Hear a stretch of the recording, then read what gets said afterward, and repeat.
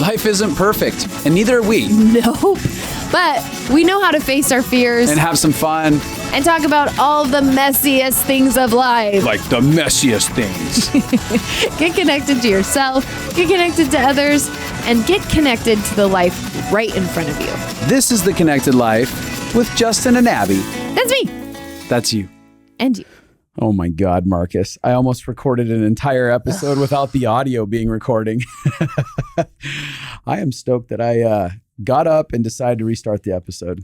Me too, because I think I only got one in me today. I know, we're both exhausted. For those of you who don't know, can't see us, Marcus is here with me. If you're on YouTube, you can see us. If you're on YouTube, if you haven't subscribed to our YouTube channel yet, go to Justin and Abby. That's abi.com/theconnectedlife. It'll take you to our YouTube channel. But Marcus is here in town for the weekend. We recorded a podcast episode last week, or this weekend that you'll have listened to last week. He's in town for Abby's 40th birthday. Whoop, whoop. Are you exhausted? So tired.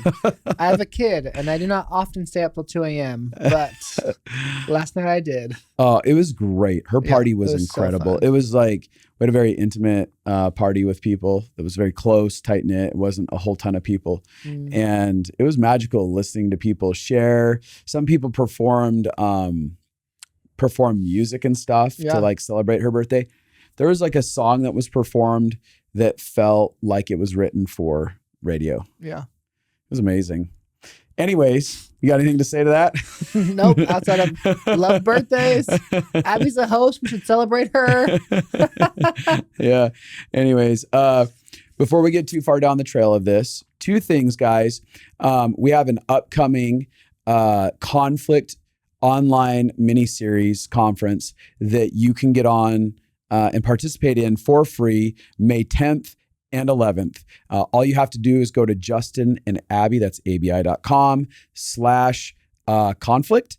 And there's just a quick landing page where you can just sign up and you'll get sent a Zoom link to participate in that. But every year we do a conflict mini conference with our Life Consulting Masterclass School to help people learn how to do conflict, because it is one of the most terrifying things. And it's one of the most human things that is a necessity to have relationships that are full of wholeness and connection. And so I know for me, it was terrifying to do conflict, and I've grown over the years, and so has Abby. And so we're bringing the tools to the table that we've learned to just help people. And it's, you know, the stuff we've learned inside of it is what saved our marriage. Honestly, we should have just like completely imploded at this point, and we haven't because of levels of those tools that we've gained. So you can come partake in that. You've been through it, right? I have. I mean, really, I've been through that the weekend, and also my life is connected to you guys in going through conflict, and really learning the tools of conflict from you guys has created a capacity for me to have a marriage that is connected and deep and intimate. So yeah. So anyways, you can go there. You can check that out. The other thing is that last week we did this episode having a conversation around the goodness of God and remembering the goodness of God and what that does for our physical well-being and what that does for our mind and our emotions, like, and becoming aware of a really good dad that's involved inside of our story we talked about all the ways that was super impactful. If you haven't listened to that, it's worth going and checking out. We're going to do part 2 today as Marcus jumps in here with me. And for those of you who do not know this man, this is a guy who's been in our world for a long time. He's a master life consultant, and he helps train students within our life consulting masterclass. And he's one of my best friends. So there we go. There we go. We got the details out of the way. Yep. Fair enough. You got some energy in you? Yeah, I do. Yeah, well, let's do it. Roll it out. Yeah. So last time we talked specifically, I was like laughing with Justin because like, it's not like a goodness of God versus this is like the badness of God, which is like the kind of like the dichotomy feels like.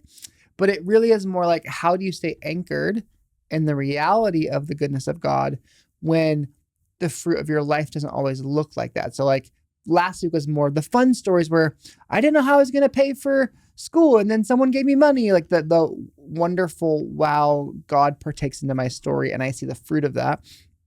And this week is the other side of, okay, how do you reconcile when I believe the best I know how in God and things aren't going the way I thought they would? Yeah. How do I work through that when the money didn't come through and I lost my house, or the job didn't come through and I don't know what I'm going to do? Like in those moments, or I prayed for someone and they didn't get healed, versus other times where people do. Like how do you go through that and not implode on the inside? Yeah. How do you go through that and not spiritually bypass, which would be like ignoring the pain that you feel in it? Actually, that's part, like feeling as part of the process. So how do you do all of that in the middle of walking out hard seasons? Yeah. And I think this is really important because I don't know anyone who's never not had a hard season. So if you only give one side, It's true. you'll have a lot of really disillusioned people that it feels like a blind side when the time comes where it doesn't follow through the way you thought it would. And I think it causes a lot of destruction for people. And so this is just us being honest about the other side. Yeah. And really trying to give you some practical tools around how do you stay anchored in walking that out in those seasons. Yeah. It's interesting because one of the big questions that people have in general is like, well, if there is a good God, why does shit hit the earth? Yeah. Like, why is there disaster? Why is there tragedy? If he's so good, why doesn't he stop that stuff? And that is first and foremost, a tormenting question. I was like, are you going to take that one? I was like, that's a lot I'm going to bigger. throw you a That's a softball lot here. bigger than the Tackle 45 this, minutes Marcus. we have right now. Yeah, yeah. Well, I think that in of itself, I think first and foremost, we have to accept this idea that we are in the midst of the messiness of humanity, and that because we have a disconnection in our own judgments and our own shame and condemnation, a disconnection from love, we perpetuate a lot of destructive measures towards one another. And because I believe that love at its foundation is rooted in freedom to choose, and control is in direct opposition to love, that there are aspects of the human condition that are going to be really messy because we're exercising our freedom to say no to love. We're exercising our freedom to act out of that disconnection from love with one another. And to me, that's where the redemptive nature of God comes in at. It's not that God within this earth experience doesn't care at all. I believe that there is tons of invitations to all of humanity to engage back in with love, to heal, to repair, to forgive. Even an example of like God came and exemplified forgiveness, sacrifice, surrender, kindness, patience, all these different things.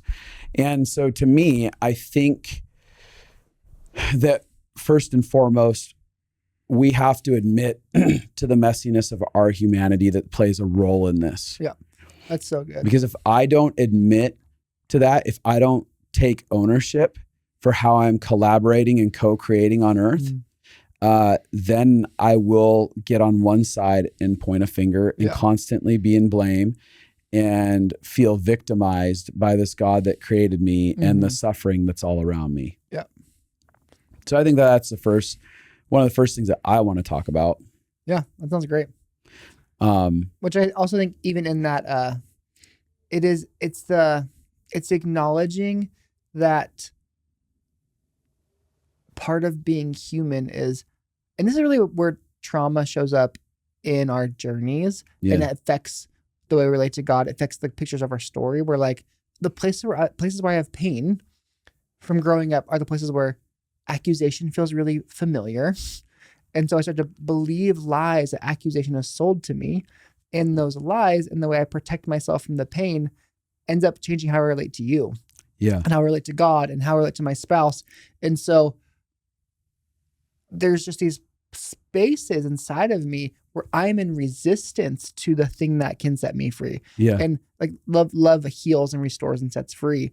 And it's actually my own pain story, my own places where I have the voice of accusation has showed up in my world and I didn't know it wasn't real and I lived it out. Yes. And we're all doing that. Yep. Every person has those places. Every person has the stories that they're living out that are not always, it's not like the truth at the core. It's like, this is just what I learned in my history. And a lot of those places are where we're hurting each other. Yep. And so I think it helps when, like how you're saying, if I don't acknowledge that, then I have to point my finger at someone or something instead of, oh, this is part of the human experience. Right. And I'm hurting people and people are hurting me. Right. Which you're also talking about suffering. So right off the bat, I think that we have to be able to accept the idea that there is suffering, right? When we're talking about this, because of our humanity and our disconnection, we perpetuate suffering and we experience the perpetuating of suffering inside of it. And it's and we have an unrealistic expectation that we create that says, oh, there's gotta be a world that if God is good, suffering doesn't exist in the world that we're currently existing in. And I'm like, that's not realistic. Yeah. It is funny. I mean, we do it because we want to feel safe. That idea that feels safe, but it's never actually what God said.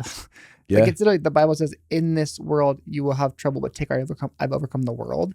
So it's like you're gonna have trouble. Like there's gonna be hard stuff. Yes. Now I've overcome it. So you have like a God who is with you and for you and has answers to the things you're going through, but you will have trouble.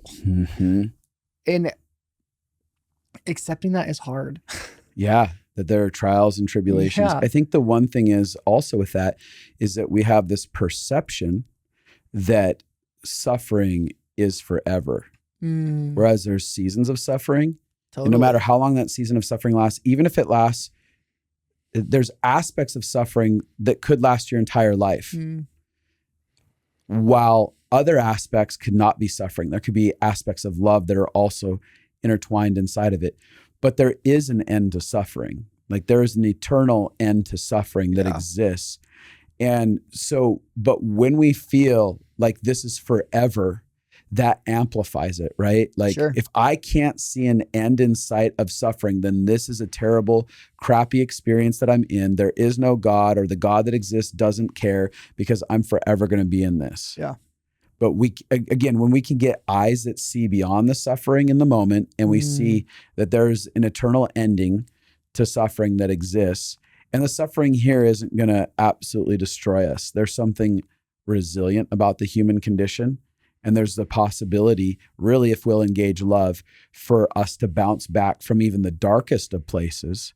Again, that's if we will yield to a process of repair, restoration, love.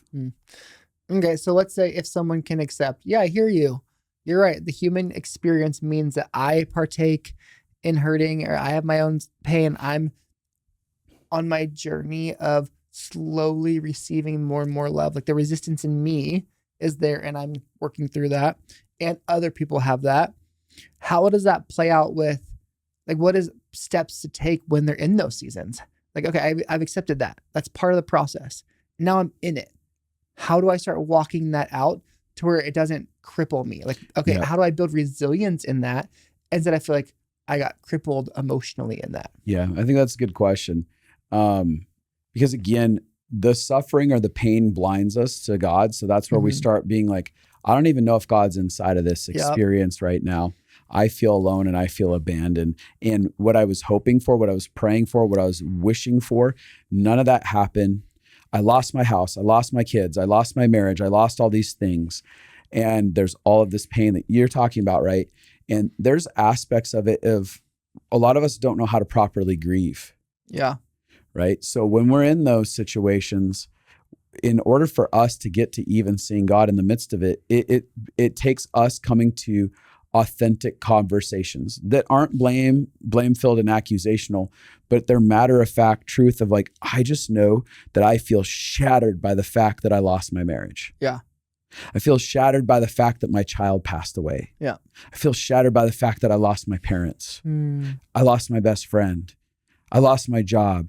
I don't know how to do this. Like I just is. And it's an open, honest dialogue about where we're at. Because I think that when we live an inauthentic lifestyle where we lie to ourselves, we deny the reality of what's going on inside of us, it exacerbates this idea inside of me that I'm all alone and I'm not going to get taken care of. It's almost like we walk up to our own soul, we look at eye to eye and we say, hey, the situation that's going on inside of you, I don't care about. We're not going to acknowledge. I'm going to deny it. And then that part of my being that exists within me goes, I'm never going to be seen and heard. There's no one that cares about me. Yeah.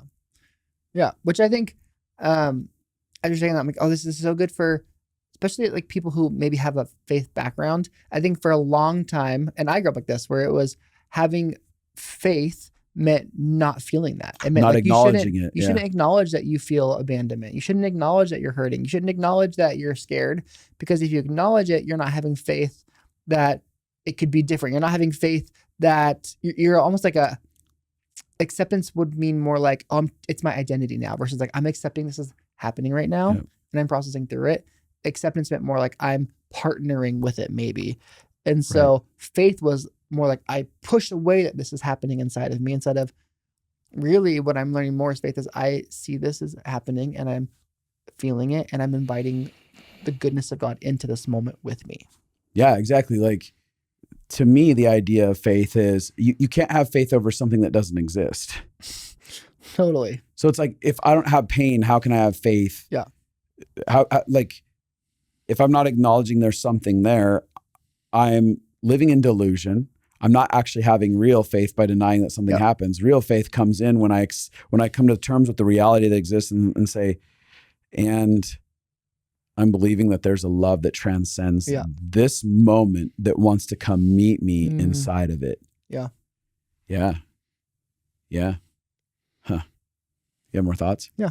Well, I think even in that, like, part of maybe participating in that, which probably is what even with you and your season with Abby was like, is how do I in that also remind myself and connect to all the places where love is getting to me, right? Even though I'm in the midst of a season that feels like I'm in the dark night of my soul, or I'm feeling lost. Mm-hmm. How do you partner with all the places where there actually is goodness in your world? Yeah. Well, that's a good point, because there is such, again, going back to when pain comes up, blindness turns on. I can't see the goodness that does exist. There is something about needing to go on like an emotional treasure hunt of looking at, but where is goodness right now? Like, say, for instance, a person gets a divorce and their life is falling apart. But what about all the people along the way that are helping them, comforting them, making themselves available to be like, hey, I'm here to listen. I'm here to hold you while you cry, or whatever that happens to be. Like being able to go like, even though this is devastating right now, I feel like there is no God in this moment. However, there are these nuggets of love that are existing in this thing. Yeah. Yeah. I love it. It's really, what we're talking about really is the balance. We talk about it in our nervous systems and in processing through how it works in our bodies, but the balance of safety and threat. And it's the ability to lament, so I can feel it. It's funny that Christians do this, because the Bible, like half of it is lamenting. I feel like Psalms is basically half the time David being like, I'm alone and no one sees me and no one cares. So he feels and he releases. So like part of it is letting yourself feel and release. You are doing yourself a disservice to ignore that reality. Yeah. So how do we accept that? Okay, I feel and I release. I lament. This is so hard. I feel so alone. I feel like nobody sees me. I feel really scared. Like I'm not sure I'm going to get taken care of the way I need to. Yeah. This feels so familiar to how I grew up. And you let yourself feel and release. I always think emotions it's like a natural energy flow. The normal is to feel and release. Yeah. If I'm not feeling and releasing in moments, it's because I'm going outside of the natural flow of my emotions. And so we do that. We feel and release. And then you bring in, and also what is true. And also, where is their goodness? Yeah. And also, and so it's like a balance. Sometimes I think of it like if you ever have driven stick, you have the gas and the clutch, and you actually have to like perfectly maneuver them. Otherwise, if you don't do it too much clutch and no gas, the car will stall out. Yeah. Too much gas and no clutch, you're gonna jerk really hard. Yeah. And that balance is what we're trying to do. I am feeling and releasing, and I am remembering the good moments in the midst of that process. Well, yeah, you're having a good conversation about the idea of balance. And again, I think we talked about this in that last episode, but I can't reinforce this enough when I have even emotional health conversations. But human beings are so easily, we live out of black and white thinking, Yep. right? And we have to get into a more nuanced view of life, that there's a more fuller picture, and that's where balance exists. And the nuance of a situation, the ability to have nuances, I can hold multiple truths in tension.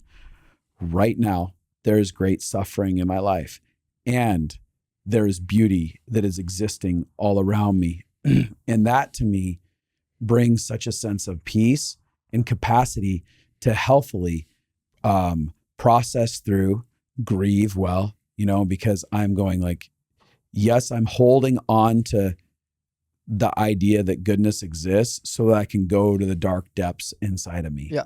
If I'm not aware of that, I go to such dark depths that I get lost. Yeah. And I lose my ability to see that there's even a good God possibly inside of stuff. Yeah. And I think and you shared a little bit about this last time, a practice that I try to do is letting go of my want to keep God on the hook. So like my right to accuse him. And part of it's just, I'm like, it's not going to benefit me. Like, love is the thing that I need. Love is the thing that you need to get through pain. It is just true. If you can't connect to love, pain is tormenting. If you can connect to love, there is a part of comfort in that process. And so there's a part where it's just like, okay, I will have it out with God. I'll talk through how I feel and work through it. But my want to put him on the hook and like, you don't care, like the right to accuse, it separates me from him when I do it in my heart, where it's not like I'm dialoguing, but I'm actually deciding that you don't care. It separates me from the exact thing that I need to make it through the situation that I am in. And so there's a part of like, can I lay down my want to accuse God's nature in this? Yeah. And just accept, I don't know why it's happening, but I need you to be a part of this with me because it's the only way I get through. One of the, you just said this, I don't know why it's happening. And this to me is one of the things that exacerbates all these circumstances and amplifies our inability to see God, is when we get lost in the why. Like, I get that it's natural that we're like, why? Part of the why is, if I can answer why it's happening, I can make sure it doesn't ever happen again. I can alleviate this future suffering. I can course correct on whatever happened here. And one of the things that I abandoned pretty strongly, it rarely comes up, it may be here and there, but I've pretty well abandoned why. Why does disaster happen? Why am I having to go through this? Why can't I get, like, it's not that I don't seek information for the sake of betterment, right? Like, there is two different types of whys. There's, why? I would like to understand the mechanics of how we got here. I'm trying to understand. I would like to be able to understand, if possible, so that I could adjust. Maybe there's some things I need to adjust in me and deal with, and adjust in the way that I relate to the world. Things that I need to grow in. But then there's the other why, and it's an accusational why. Why is this happening? How did this happen to me? And it's really saying, like, I'm feeling pain. You've done something wrong, God. If you're real and this is happening, then there's a big problem here with you. And it's this accusational why. And I have let go of that expression of why pretty well. And once we get into a matter-of-fact posture we can actually take care of ourselves and others really well. Because then it becomes like, I'm not here to figure out why. I'm here to ask the question, what do I do now? Yeah. Like, I have accepted this has happened. There is a loss. There is a disconnect. There is a difficulty that I'm at. It's here. So now that it's here, what do I do about it? What's the posture I can take? Yeah. How do I forgive inside of this? How do I heal? How do I grow? How do I develop in the way that I move forward in the future? Yeah.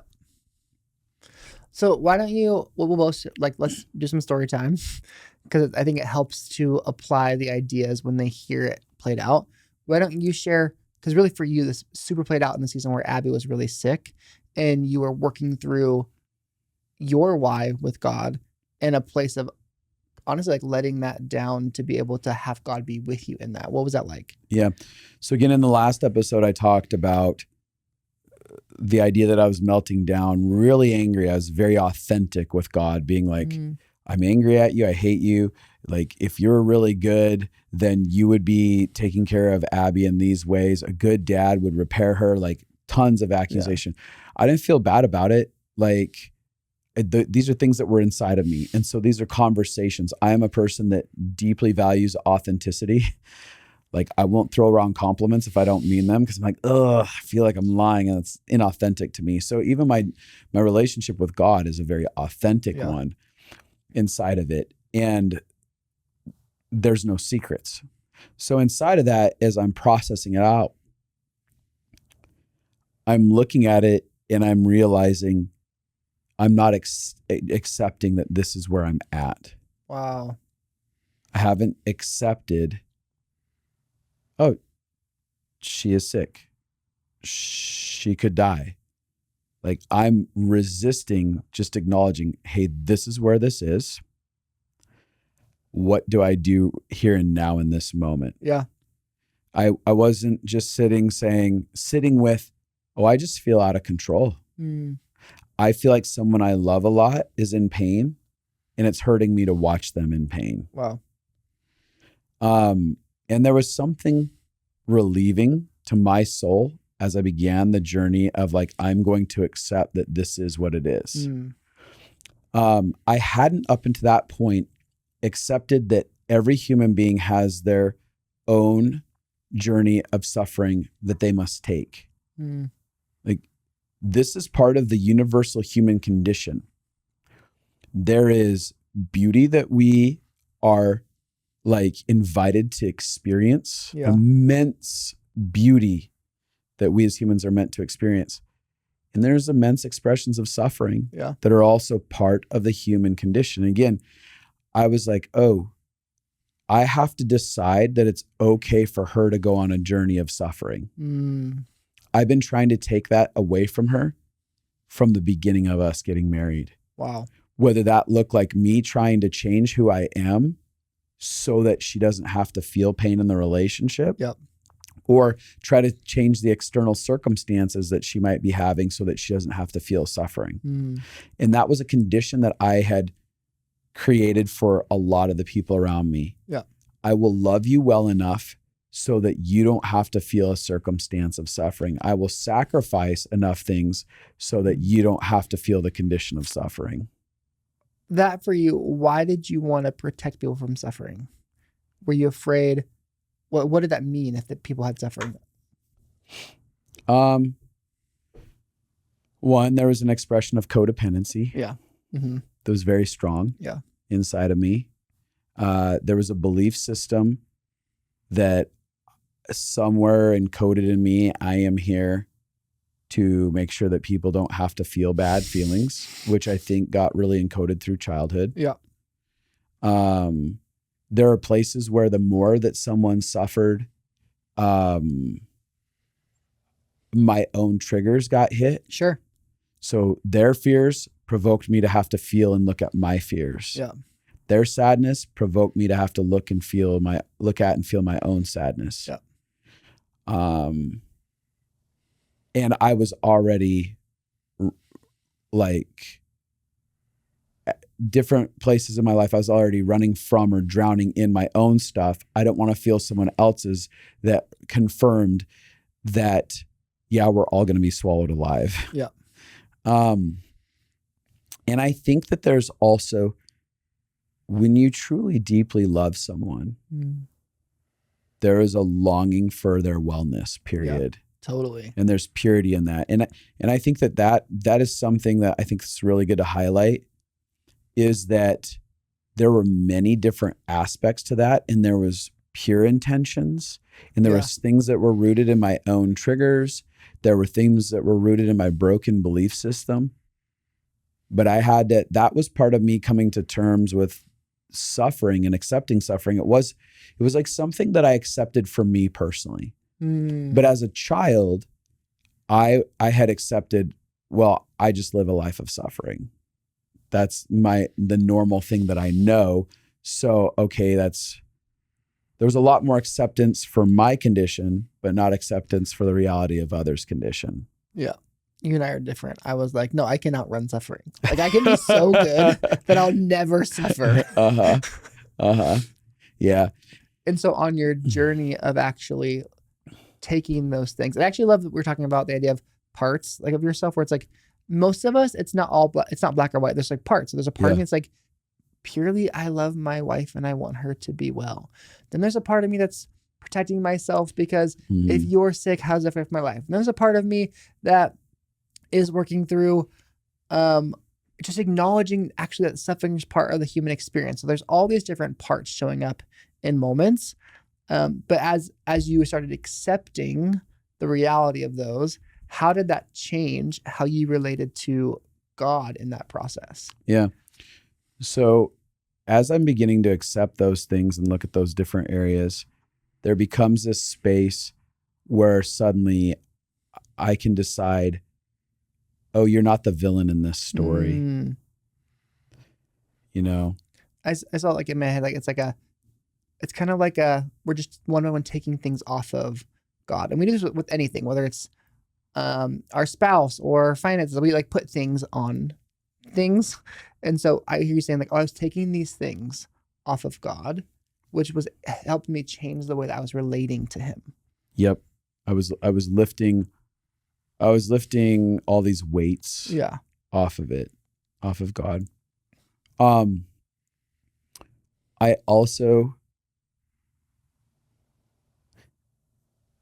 don't know what the fullness of darkness looks like, but there is a very real dark presence that also exists in the world.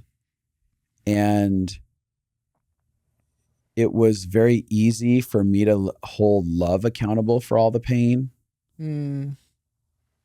versus darkness accountable. Yeah. Like the role of darkness totally in the human condition. And so there was this sense of, like, I've been holding a bazooka up to God's face in my soul, and maybe I should turn it another direction. Totally. Like, besides the messiness of humanity, there are forces of darkness that are very apparently real on the earth. We see it walked out in very nefarious ways all around the world. Deep, deep, deep darkness. And I've seen people that have come out of the hold of that darkness and come into light and see them be free. I know that the darkness exists. And there was this sense of me taking that bazooka and returning it towards the voice of accusation and being able to look into the face of accusation and say, you are exacerbating my situation right now. You are perpetuating this sense of abandonment that I'm feeling inside of this. You are causing me to say yes to separation from me and the very source that is going to get me through this. And I'm no longer going to allow you to weaponize the circumstances of suffering towards a good and loving creator who's actually the source that I need right now to get clarity in my mind, to get repair in my heart, to get peace restored inside of me. Wow. And I became really, really flippin' offended with accusation. Yeah. Instead of being offended with love, right? Like the personhood of love I was offended with, I suddenly became offended with the personhood of accusation. Yeah. And I was like, you son of a bitch. You have kept me tormented in my own personal hell, looping over and over again, outwardly at love. And of course, I feel abandoned and alone. Of course, I feel like I'm collapsing all the time. And so there was a sense of, like, if you personify accusation, there's a sense of friendship with accusation as a person, where I was intimate with that friend. I was close with that friend. I shared my experiences with that friend. Like, yeah, they are terrible. They're not taking care of me. And it's like I was commiserating with this voice of accusation that felt like that felt like it was my comrade. Yeah. It was camaraderie. And suddenly, and that friend will always create opposition between you. And if love is a friend, if we're doing that analogy, love is the friend that accusation is like, oh, don't trust them. Like don't trust them. Don't hang out with them. They'd be like, if you're walking by each other, they'd pull you away from that person that's actually meant to bring life to you. Yep, absolutely. And so there was this sense of, I'm breaking it down into ways that can kind of be communicated on, right? Like, so there was this sense of I divorced accusation in that area. I decided, I was like, I no longer want to be best friends with you in this area. You are not benefiting me. You are actually further destroying the way that I think inside of my mind, the way I feel inside of my heart, and the way that I experience this life. I am full blown done with you in this area. I need you to leave. I don't want to hear what you have to say. I got very violently angry at that. And in that process, there was a sense of tender-hearted, humble repentance.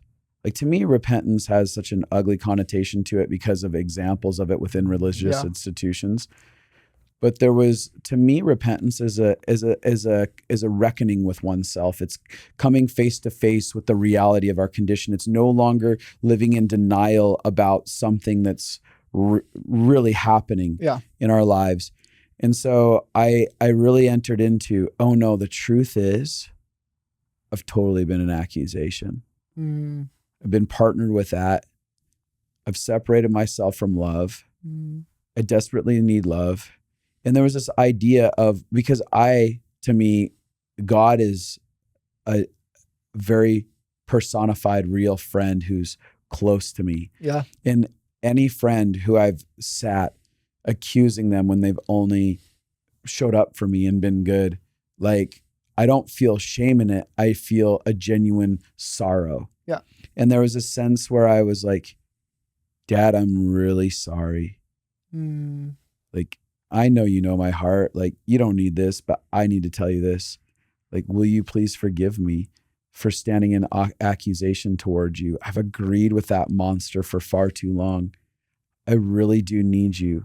I've seen you wrongly. I don't want to be your judge any longer. And there was this just tender-heartedness, like gentle friendship. Yeah. Where there's no condemnation inside of me or anything like that in my conversation. It's just like, Dad, I really want this relationship closer, and I've seen you wrongly. And then inside of it, I even had this conversation within me. Justin, will you forgive me? Like, I've kept us disconnected from love and feeling abandoned in this and not being able to see God. And then there was a sense of me saying, like, God, I receive your forgiveness and I forgive myself. And so what the reason I'm highlighting those things is I was letting myself progressively out of my jail cell that I was in.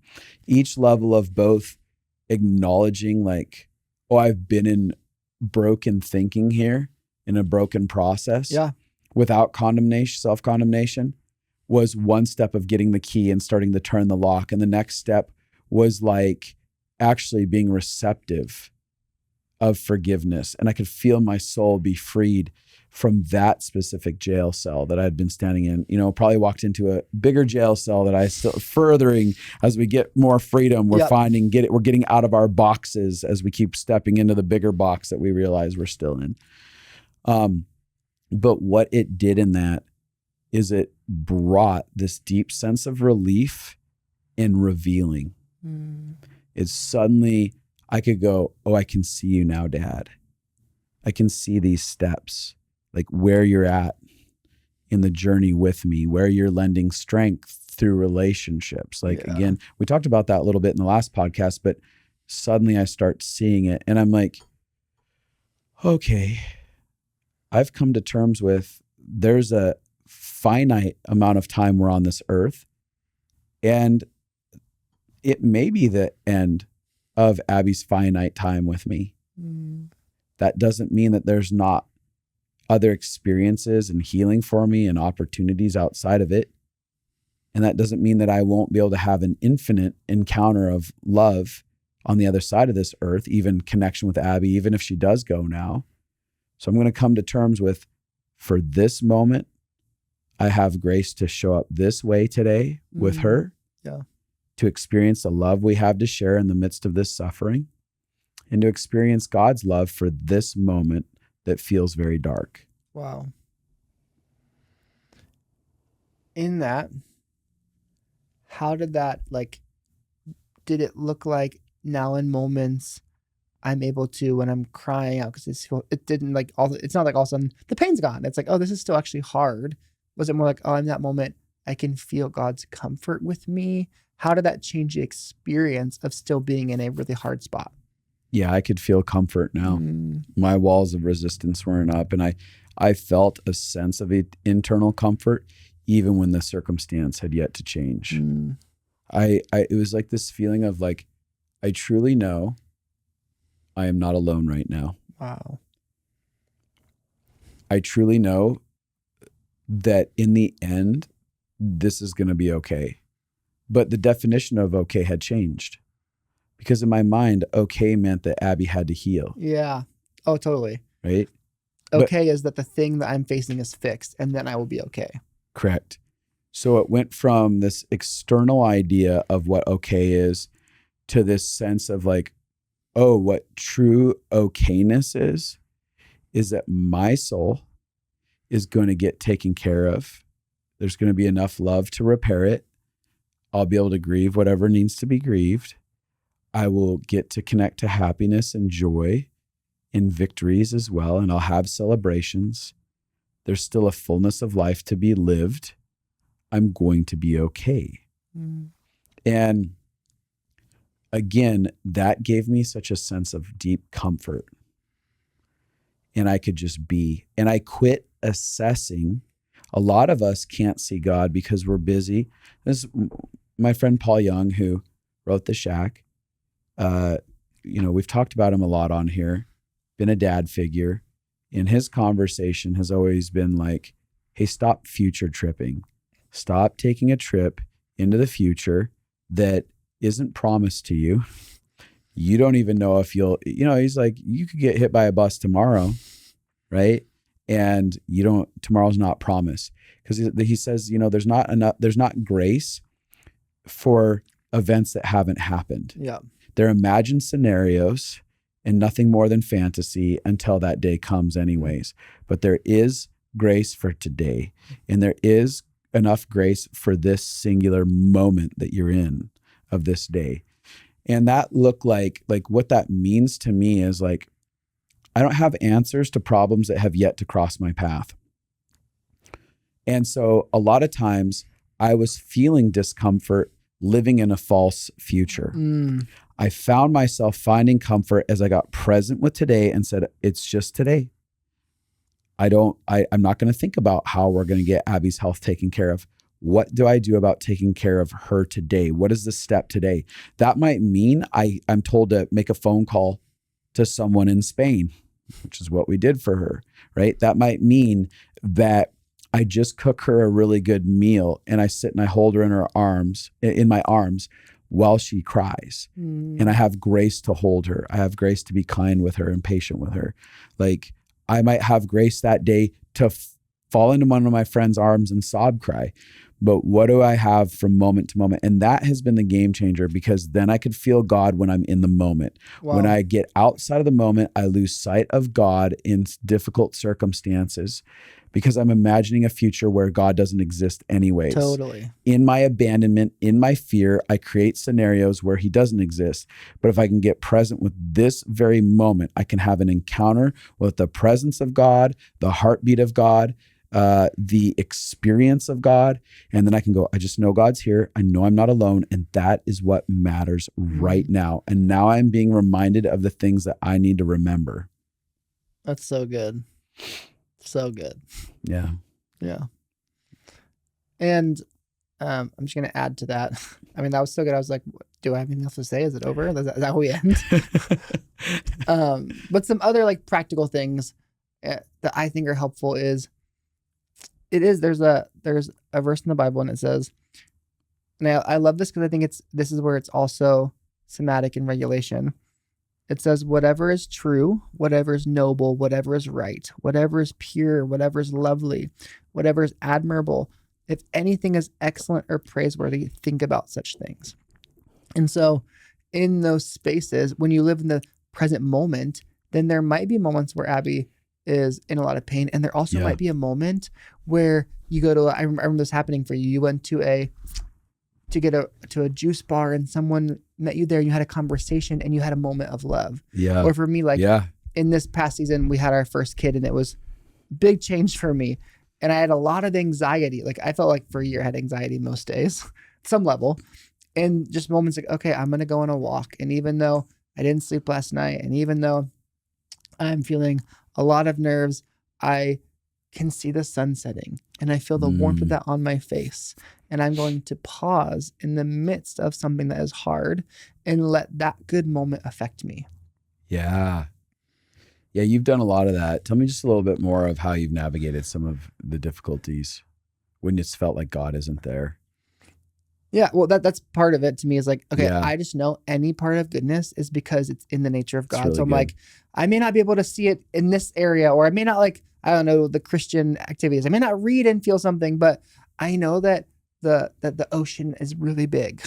I live by the water and I can walk down my street and look over the water and I can see the expanse of it. And I just remember, okay, God is really big.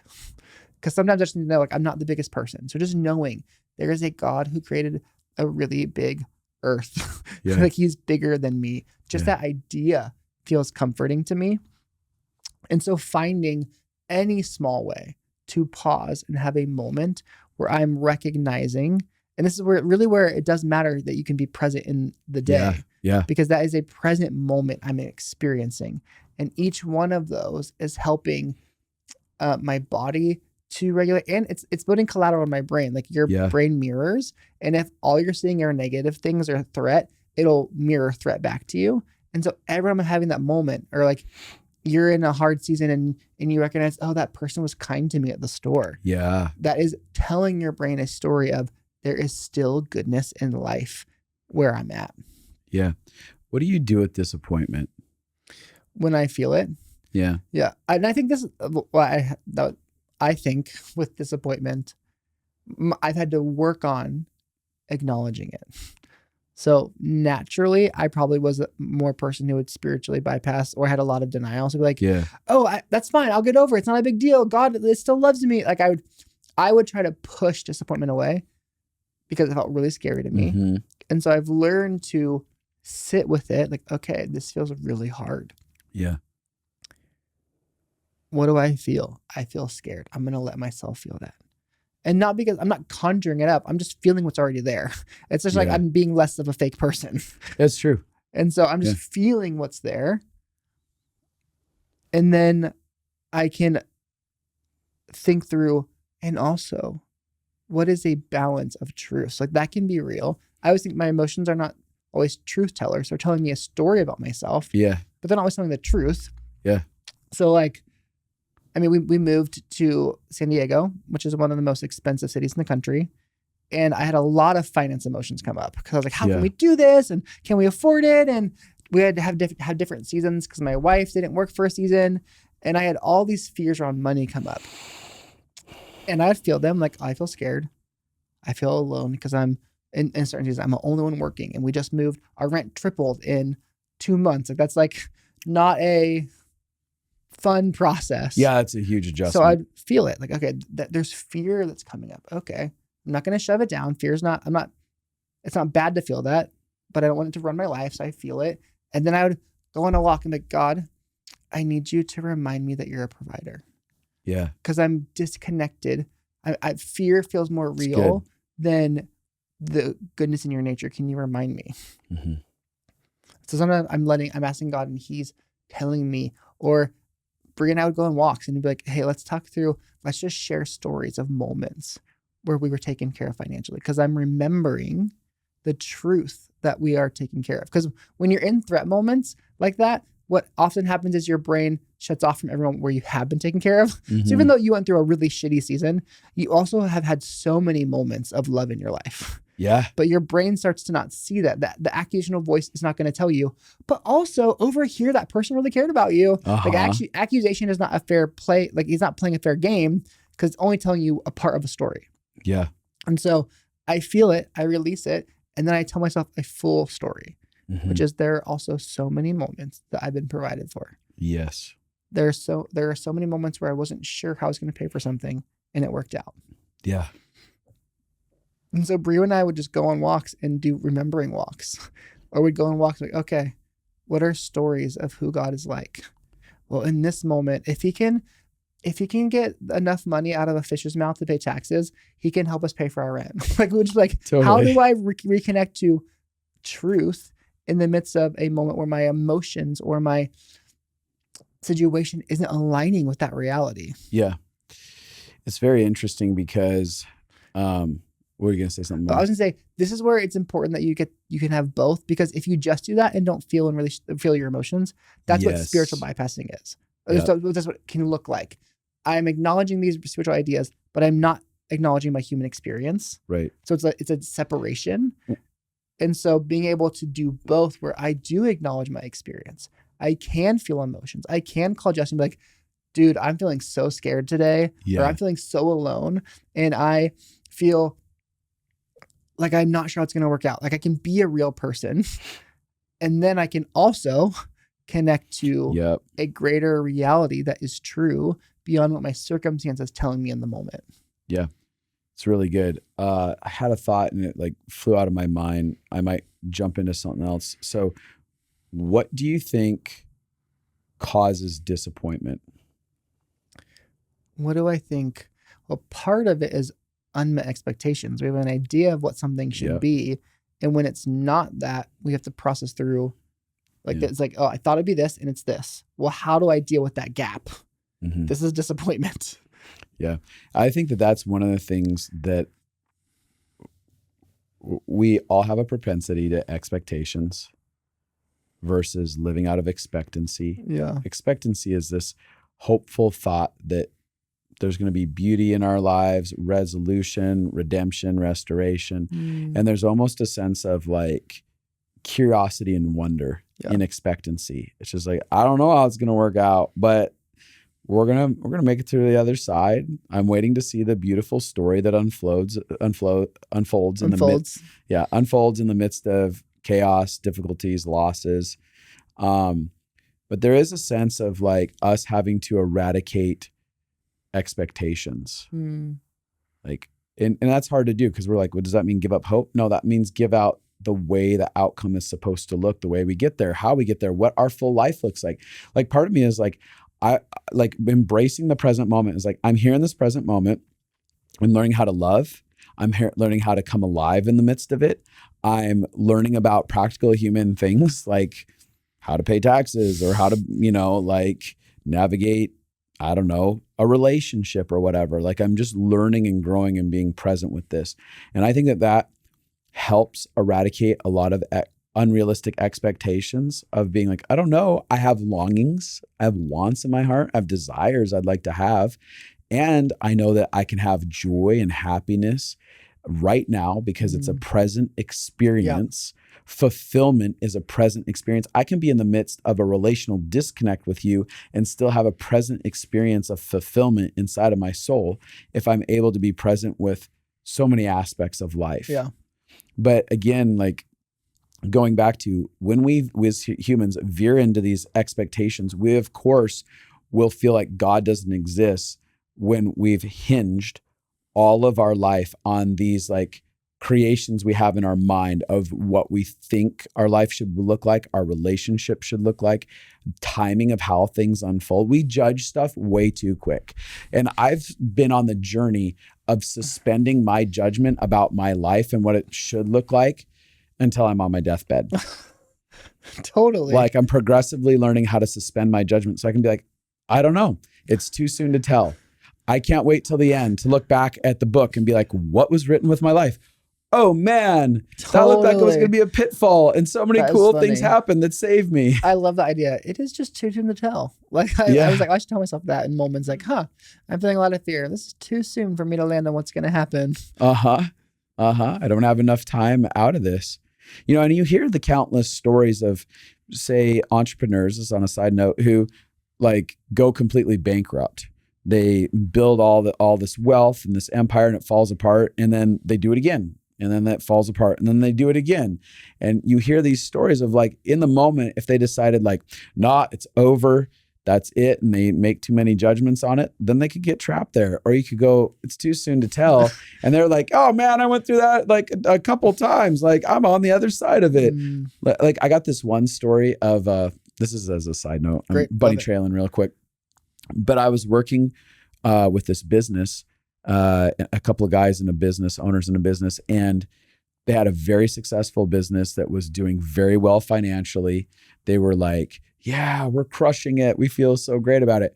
And then their business systematically started falling apart, brick by brick, piece by piece.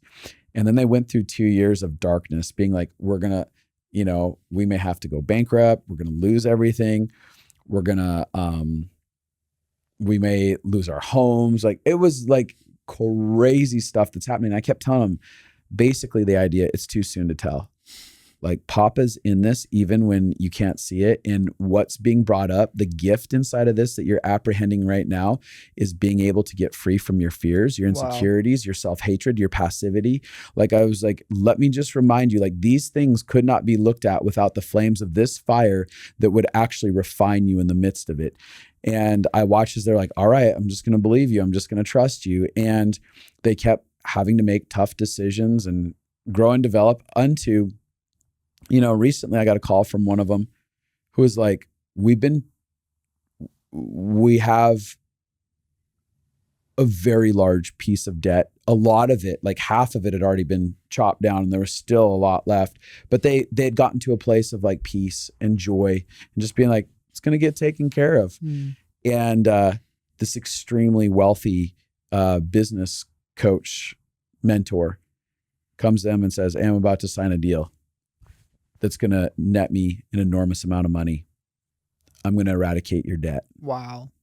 And it's not because you'll never owe me. I'm not expecting anything out of you on it. I want to do it because I believe in you and I've seen the way you fought through these seasons of life. And once this payout comes through, we're going to pay this off. And there's this idea for them of like, that wealthy entrepreneur might not come through your life, but it did for them. Totally. And it was too soon to tell for years. And then it's coming through, and they just kept saying yes to the process and getting more present with themselves. I don't know what each individual's wealthy entrepreneur might look like. Sure. That might just be a handful of friends that you finally have in your life that you are now vulnerable with, and they've gathered around you and you feel supported like never before. That might look like a new spouse that comes into your life that's very fulfilling that relationship. I don't know. There's so many other things. Yeah. But if we keep this idea inside of ourselves of what it has to look like, we may miss out on some of the most beautiful blessings and the most beautiful revealings of the goodness of God on the other side of what feels like our greatest difficulties. Yeah. So. Yeah. Love it. Yeah. Okay. So to kind of encapsulate. Yeah. A lot of what we're talking about is growing in acceptance. Yeah. Of the process of suffering in the human condition. Yeah. Learning how to let go of our accusations towards God. Yeah.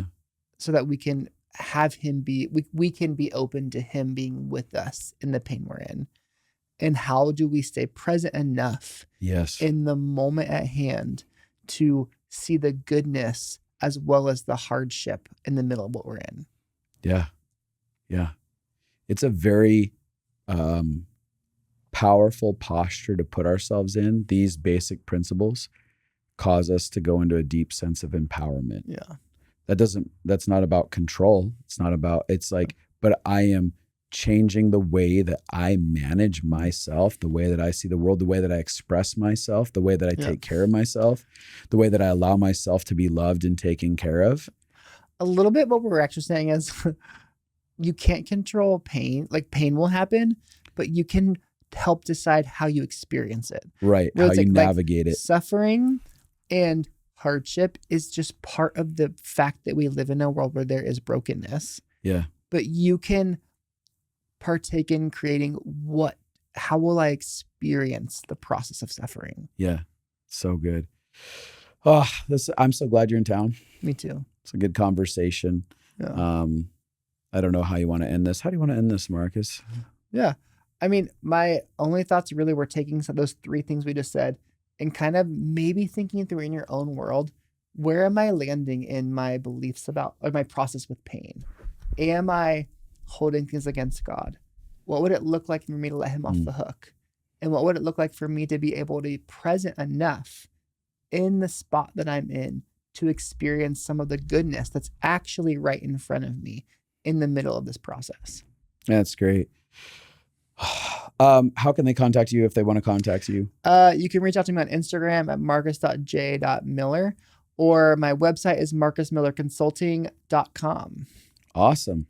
Again, remember to smash the subscribe button on YouTube. I'm going to use that word, smash the subscribe button. You said it last time and I was like, I've never heard that. Yeah, well, I'm going to do it. That's what's happening. Smash it. And then share it with people. Rate, review, subscribe, and share if you're on iTunes or Spotify. And remember, justinandabby.com, that's abi.com/conflict. If you want to join in May 10th and 11th, Friday night, and two spots on Saturday to participate in our conflict mini conference and to get some tools that you need. And thanks for letting us share this journey with you. Yeah, love it. Yeah. Thanks for coming. I'm done. I'm going away now. Goodbye. See you guys.